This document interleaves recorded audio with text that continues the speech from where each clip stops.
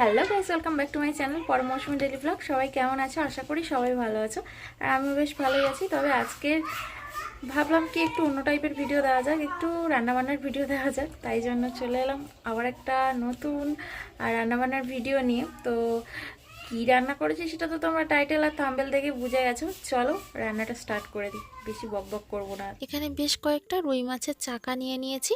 তো পরমকে স্কুলে দিতে গেছিলাম, ওই পথে বাজারে গিয়ে নিয়ে এসেছি। অবশ্য আমাদের এখানে এগুলোকে কাটাপোনা বলে আর কি, কাটাপোনা হিসেবে বিক্রি হয় এখানে। এগুলো যে বড় বড় যে রুই মাছগুলো হয় না, ওই রুই মাছ কেটে বিক্রি হয়। তো অত বড় রুই মাছ তো একা একজন নিতে পারবে না, তো সেই হিসেবে কেটে কেটে কেউ লেজার দিকটা নেয়, কেউ দাগা নেয়, বা কেউ মাথা নেয়, এরকম হিসাবে পেটি নেয়, এইভাবে বিক্রি হয় আর কি। তো মাছগুলোতে আমি বেশ ভালো করে নুন হলুদ মাখিয়ে নিয়েছি, আর এখানে কড়াইতে তেল গরম করতে দিয়ে দিয়েছি। আমি আজকে রান্না করব রুই মাছের একটা আলাদা ধরনের রেসিপি। অবশ্য এই রেসিপিটা আমি কারোর কাছ থেকে শিখিনি, বা এটা কোনো ইন্টারনেট থেকে নেওয়া রেসিপি নয়। এটা সম্পূর্ণ আমার নিজস্ব রেসিপি আর কি, নিজের মনের মতো করে রান্না করা একটা রেসিপি। আমি এই ফার্স্টবার ট্রাই করছি, আগে কোনো দিনও এই রেসিপিটা রান্না করিনি। তো চলো রান্নাটা করে ফেলি, খেলেই তো তারপরে বোঝা যাবে রেসিপিটা কেমন। তো আমি আগে মাছগুলো সবার প্রথমে ভেজে নিচ্ছি ভালো করে। এই মাছগুলো অবশ্য একটু নরম টাইপের, ভাজলে আবার শক্ত হয়ে যায়।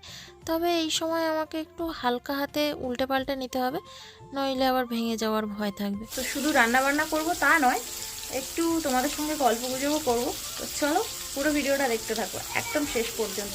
ওদিকে মাছ ভাজা হতে হতে এখানে কয়েকটা আলু কেটে নিয়েছি। বেশ একটু লম্বা লম্বা ধরনের করেই আলুগুলো কেটেছি।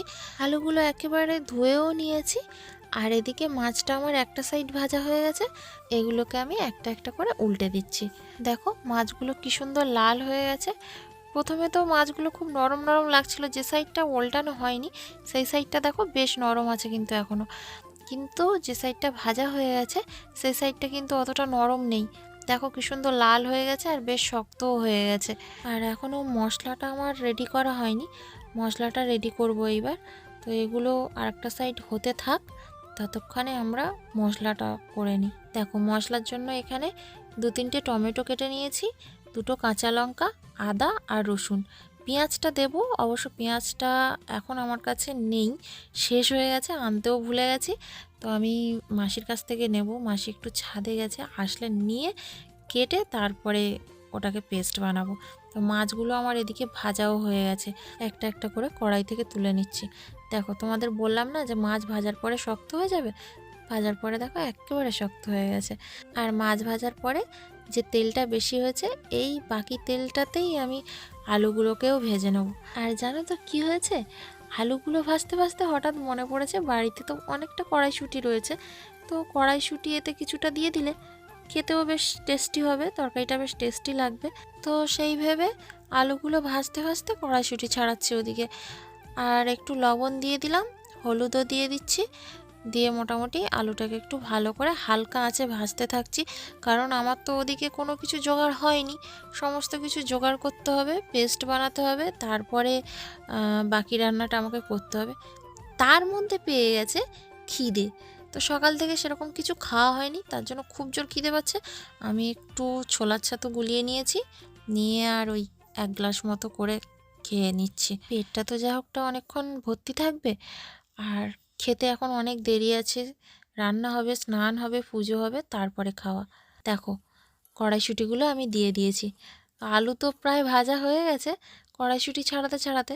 তবুও অল্প যে কটা ছাড়াতে পেরেছি মোটামুটি সব দিয়ে দিয়েছি। তো এটাকেও ভেজে নিচ্ছি আলুর সঙ্গে। মশলার জন্য এখানে পেঁয়াজটাকেও কেটে নিয়েছি, সমস্ত মশলা এবার পেস্ট করে নিয়ে আসবো। আর একটা বেগুন কেটে নিয়েছি, বেগুন ভাজা হবে, তাই শুধু একটা তরকারি দিয়ে তো খাওয়া যাবে না, তাই এই তরকারি আর বেগুন ভাজা হবে। মশলাগুলো পেস্ট করে নিয়ে এসেছি, আর কড়াইতে যে তেলটা ছিল ওই তেলেই আমি রান্না করছি, বেশি তেল দিয়ে রান্না করব না আজকের, বেশি তেলও নয় বেশি মশলাও নয়।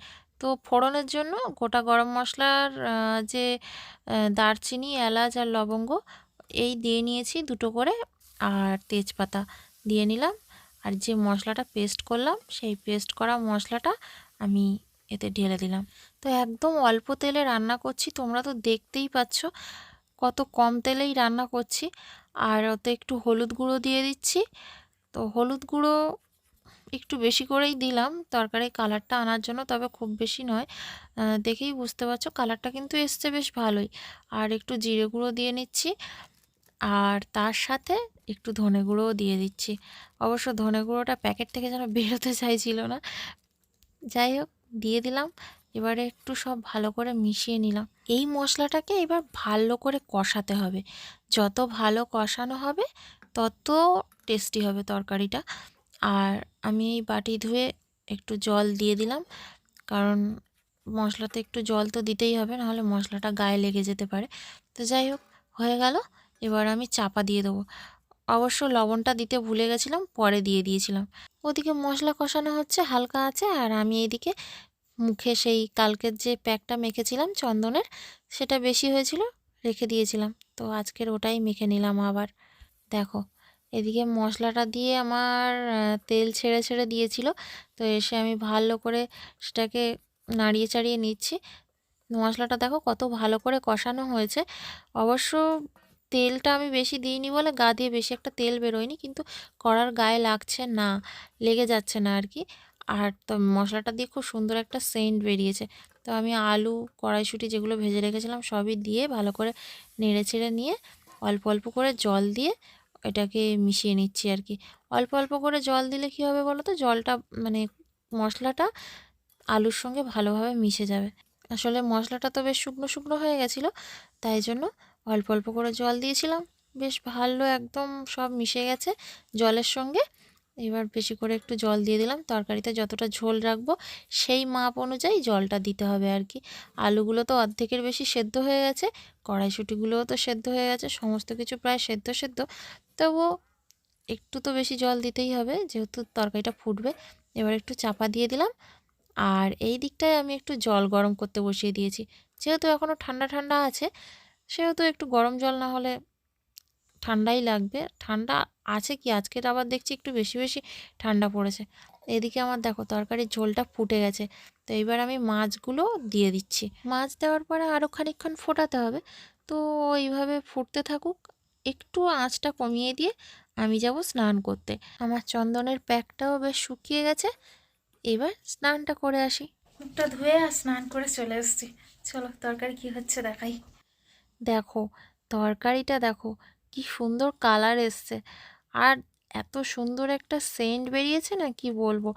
গোটা গরম মশলা দিয়েছিলাম, তবুও আমি একটু গুঁড়ো গরম মশলা ছড়িয়ে দিচ্ছি সেন্টটা আরও একটু সুন্দর হওয়ার জন্য। আর এই গরম মশলাটা দেওয়ার পরে 2 মিনিট জাস্ট ফোটাতে হবে, এরকমই হালকা আছে আর কি। আর যদি ধনেপাতা দেওয়া হতো এতে আরও একটু টেস্টি হতো, ভালো লাগতো, সেন্টটাও বেশ ভালো আসতো, কিন্তু বাড়িতে তো নেই, তাই জন্য দিতেও পারলাম না।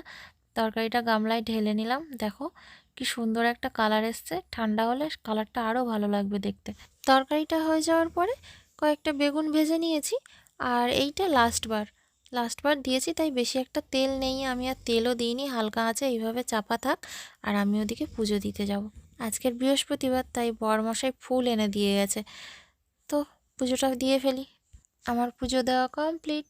দেখো ফুল এনে দিয়ে গেছিলো, তো কত রকমের ফুল, গাঁদা ছিল, দোপাটি ছিল, জবা ছিল, সব সুন্দর করে সাজিয়ে গুছিয়ে পুজো দিয়ে দিয়েছি। এবারে চলে এলাম খাবারের ধারে। দেখো সেই তরকারিটা কি সুন্দর লাগছে কালারটা দেখতে, কিন্তু একটুও গুঁড়ো লঙ্কা দেওয়া নেই বলো এতে। তোমরা তো দেখেইছো, শুধু জাস্ট একটা শুকনো লঙ্কা ফোড়ন দিয়েছিলাম, আর কাঁচা লঙ্কা 2টো বেটে দিয়েছিলাম। তো আমাদের বাড়ির সবাই ঝাল কম খায়, তাই জন্য কম ঝালেই রান্না করেছিলাম। কিন্তু কালারটা দেখেছো, অপূর্ব কালার এসছে। আমি নিজেও ভাবতে পারিনি যে এত সুন্দর একটা কালার আসবে আর এত সুন্দর সেন্ট হবে। তো আমি ফার্স্টে বেগুন ভাজা দিয়ে ভাত খেয়ে নিচ্ছি। মাছের তরকারি তো নিয়ে নিলাম থালায়, খেয়ে তোমাদের বলছি কেমন হয়েছে। সেন্টটা তো দুর্দান্ত লাগছে। একটু ভাত মাখিয়ে নিয়েছি, এর সঙ্গে একটু মাছও কেটে নিয়ে নিলাম।